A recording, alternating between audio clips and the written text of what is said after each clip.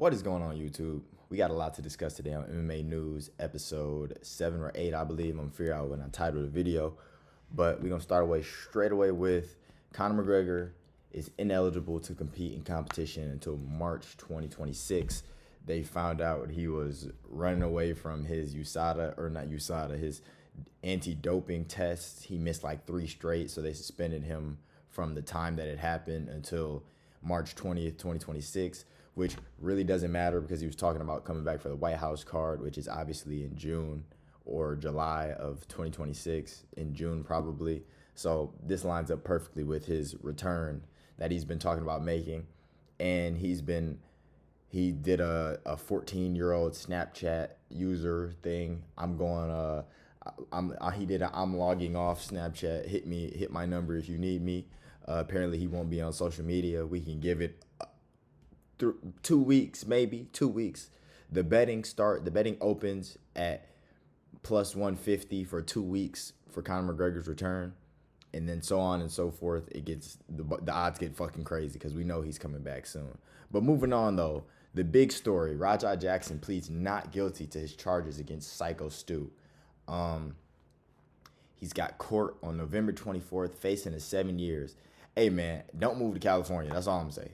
Do not move to California if you don't want your attempted murderer to go to jail for less than 10 years. Like, this is, I mean, we knew this was going to happen. If you have a brain, you knew someone with this kind of, I mean, his dad's got crazy status in the world. They probably can afford every lawyer that money could buy. So, I mean, this wasn't anything crazy, but only facing 10 years, and he denied his plea deal, I heard. So only facing 7 years for this and pleading not guilty. You know, I don't know. He'll probably get like 2. He'll probably get like 2 with a couple years of probation. You know how shit works. I wouldn't be surprised if he got off, period, like just completely and just got probation or some shit. Facing 7 years for attempted murder. I mean, I don't want to make this a political or a fucking U.S. thing. We know how the justice system works, especially in a place like California. It's sad to see that Psycho Stu's not getting the real justice that he deserves. But we knew this was going to happen. I mean, they just gave Diddy 3 years. They still won't release the Epstein files. This isn't anything new. Moving on, though. Man, listen, before I play this video, this shit has been bugging me for the last week. All the people coping about Magomed Ankalaev, and I got a video coming soon about how dumb MMA fans are, but everybody coping about Ankalaev and his injury all of a sudden when he was seen grappling like days before. Fucking ridiculous. But we're going to listen to Daniel Cormier and what he's got to say about Ankalaev's injury. First off, let's talk about the injury right away. Magomed Ankalaev did have a rib injury. This is not a lie. This is not an excuse. I know this because prior to the fight, I saw video of him getting injections into his rib to try. Prior to the fight, Daniel Cormier. Prior to the fight. Okay. Try to help him get to the fight. He was able to hit pads and do cardio essentially for a month and a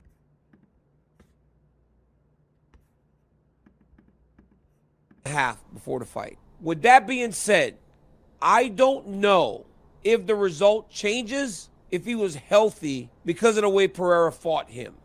I know some people that are very close to Magomed Ankalaev that said for him not to fight. He wanted to fight. Grown ass man. We gotta stop. We gotta stop with this notion that Ankalaev is not a grown ass man. Like, I know everybody wants to blame Ali, and I blame Ali too, but Magomed Ankalaev is 32 or 33 years old. Everything that he posts on his social media, I'm sure he clears whoever's posting it, Ali, whoever. I'm sure he clears them to post it. Ankalaev, his team, the Russian dick riders that were giving questions at the press conference online, all these inbred idiots. He adds fuel to this fire. He's not sitting quiet while people are talking. Like, his dumbass coach made this post today. What's up, guys? And showing all the Brazilians that these Russians have beat. None of these guys are good. Actually, Tagir Ulanbekov is not that good. Ikram Aliskarov is ass. Shara Bullet is ass. Ankalaev's resume is fucking buns when you really think about it. It's just Islam and Habib. All these fake Russian Dagestani dick riders, man, including Daniel Cormier. The way Alex Pereira fought Magomed Ankalaev had nothing to do with a rib injury. If he was going against a grappler, like if Ankalaev was going against Hamzat or something, maybe this rib injury that I'm hearing about is maybe that affects something, but Ankalaev was seen all throughout fight week leading up to the fight, hitting pads, doing grappling work, doing this, that, and the third. They said he felt great, 100%. I know everybody says that. But as soon as the timeline hit after the fight, all I saw was this stupid video. He wanted to go out there and beat Pereira again because all I saw was this stupid video of him getting his ribs fucking. It was just an excuse. I want to see if I can find this picture, bro. I want to see if I can find this picture. Where is the picture of Ankalaev? There's a picture of Ankalaev getting punched, and they're like, I didn't know Ankalaev's ribs were right here. It's fucking hilarious. It's right here. I didn't know Ankalaev's ribs were right there. I didn't know Big Hank's ribs were all the way at his face. Nothing to do, like, that had nothing to do the injury with the right away. outcome of the Magomed fight. Ankalaev did have an and they're trying to, well, Alex Pereira said this too. I know Luke Thomas said some shit like that. Bro, this is fucking ridiculous. He was able to hit pads and do cardio essentially for a month and a half before the fight. Let me tell you, this fight got announced in July, I believe. This fight got announced in July. They had probably a 12-week camp, and this fight got announced in July. There's no fucking way that this was taken that many weeks before the fight camp before the fight week started. It wasn't like a huge gap in camp. There wasn't. This card literally got announced at the same time as Tom Aspinall, and that was in July, I believe. Let's just, I don't even gotta look. I know it was July. Bro, he should have pulled out of the fight at that point. He should have pulled out of the fight, let Alex fight Alberg or Yuri for an interim belt if it was that serious. But no, all these cocky motherfuckers, as soon as they lose, like when Islam loses, there'll be a fucking, Islam's foot was severed in half and he had to have surgery 2 days before, and I'm tired of it, man. I'm tired of it.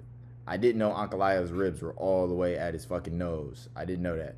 And DC's been on a humiliation ritual. Now all of a sudden he hates 12-6 elbows. chill. Listen to this. That was the first time I sat and I went, I don't know that I like 12-6 elbows. What the fuck are we talking about? What are we talking about? And I know DC's a company man, and he has an honorary Dagestani badge, whatever. I know he's obligated to dick ride them. But what are we talking about? Now all of a sudden you hate 12-6 elbows because of what Alex did. I've never heard DC talk about 12-6 elbows like this at any point. There are so many worse, more devastating attacks in MMA than the 12-6 elbow, and DC has never said anything about them at all. But now he hates 12-6 elbows when Ankalaev was taking most of the elbows on the chin or on his guard. He wasn't taking them on the chin. It's not like he got flatlined. He literally quit. Ankalaev could have gotten to a different position to progress, to get away from the 12-6 elbows that Alex was hitting him with. The hardest 12-6 elbows that Alex hit him with were to the body. Alex was punching. Then he went boom, boom, 12-6, and then he went boom, boom to the body. Those were the hardest strikes that he threw of the 12-6 elbows. And then he started throwing them upstairs, and they were all hitting Ankalaev's guard like this. They were all hitting his guard, and they weren't even splitting it. So I don't know what DC's talking about. He's been on a humiliation ritual for the last 2 years now, especially with this Tom Aspinall, John Jones thing. It's so fucking annoying because DC should be the most beloved thing in our sport, but he's not, because he's doing the Dana White selling out for oil money routine of selling out for the Dagestanis. But I'm gonna move on before he pisses me off. Like, he doesn't know if he beat him at 120%. Like, shut the fuck up. Shut up, bro. Just shut up. Just shut up, man. Moving on. In line with the fight this week, let me move that there. The fight that is tomorrow in Charles Oliveira versus Mateusz Gamrot.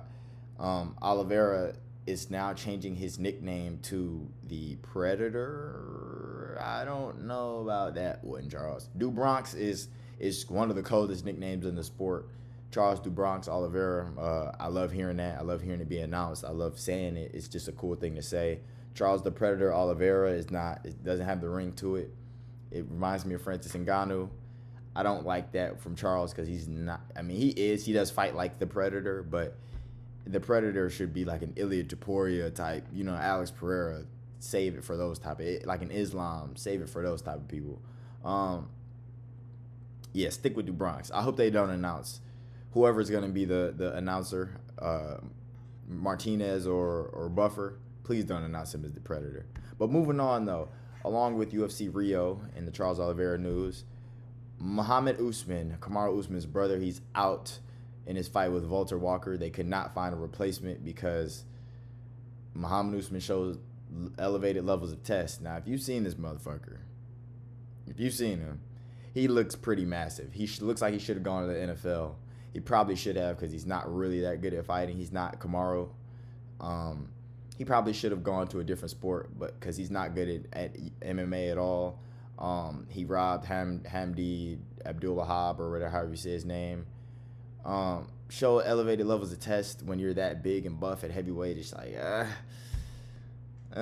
cut him from the sport. He's not good anyway. Moving on, though, we got some fight news to announce. Sean O'Malley is, man, look, Octagon Post, do with this as you will. They have been getting a couple right, but they get a couple bullshit ones too. But I've been hearing about this. This has been it has some traction the last couple months. Sean O'Malley versus Song Yadong in the co-main event for Vegas. Wow. I don't know how I feel about that. I don't know how I feel about the co-main event. Because then what could be the main event? Once you think about it, right? We have flyweight. Merab wants to fight again on this card. So Merab's there. Flyweight's there. Featherweight, we got Volk, okay. But then lightweight, we're in that saga with the Justin Gaethje. You don't know who's getting the title shot. But then you go to welterweight. Welterweight's fighting in November. Middleweight, we know Hamzat's not fighting that soon. Light heavyweight, Alex just fought and he broke his foot. And then heavyweight, Tom Aspinall's fighting at the end of this month. So who is going to headline this card, really? We know it's not going to be Ilya. They're saving Ilya for the first Paramount card. And then they probably stack that card to hell. So they'll probably have Ilya and then with a co-main event of like a flyweight, but then a feature fight of so-and-so and so-and-so. So I'm really trying to think of who they could have main event this pay-per-view, especially this being a co-main. It all points to it being Volk versus Lerone Murphy. That's the only thing that makes sense. There's no way you can have Merab versus Peter Yan to headline this main event. There's no fucking way. You can, but they don't want to have Pantoja headline the last pay-per-view of the year again. I know they don't want to do that. So it just leaves Volk. Volk's a big enough name to headline this event for sure.